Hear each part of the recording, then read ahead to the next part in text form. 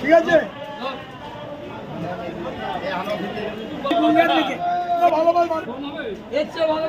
মার্কেটে নেই।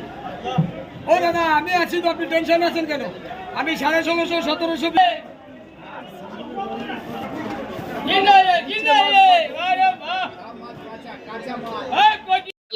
প্রায় 45 থেকে 50 মেট্রিক টন মাছ ঢুকেছে, যে মাছটা হাওড়া, পাতিপুকুর, শিয়ালদা, শিলিগুড়ি সব জায়গায় গেছে।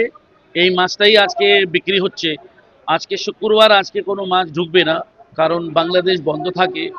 আগামীকাল শনিবারে মাছ আবার ঢুকবে। তো মাছের ল্যান্ডিং কম আছে, এই কারণে মাছটা কম ঢুকছে, আর দামটাও একটু হাই আছে। তো দেখা যাক কি হয়, সামনে আরো বেশি করে মাছ ঢুকবে আশা করি। তবে আমাদের তো কোনো ফিক্স রেট নেই, আমরা তো অকশনে বিক্রি করছি মাছ। তো কোনোটা 1700, কোনোটা 1600 এরকম করে বিক্রি হচ্ছে, কমও আছে, 1500 1400 আছে, কারণ মাছের সাইজ বিভিন্ন সাইজ আছে। 800 গ্রাম থেকে নিয়ে 1 কেজির উপর মাছ আছে।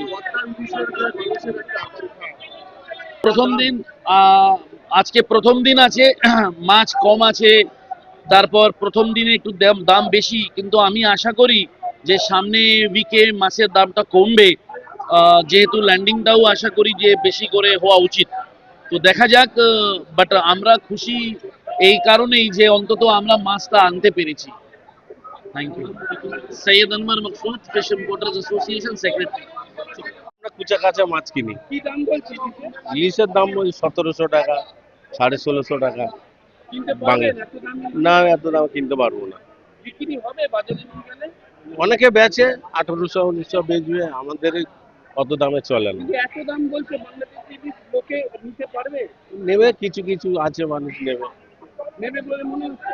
হ্যাঁ, কিন্তু আপনারা পোস্ট করছেন নিজে? না আমি সাহস পাচ্ছি না, আমরা তো ছোটখাটো মাছ বেচি, এই জন্য আমরা নিতে পারবো না।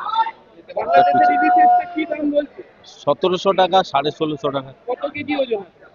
কিলোর উপরে আছে, 1200 1400 এরকম ওজন আছে। সাধারণ লোকেরা খেতে পারবে না না না। আপনার নাম? গোপাল নস্কর। আপনি কি করেন? এই মাছ বেচি।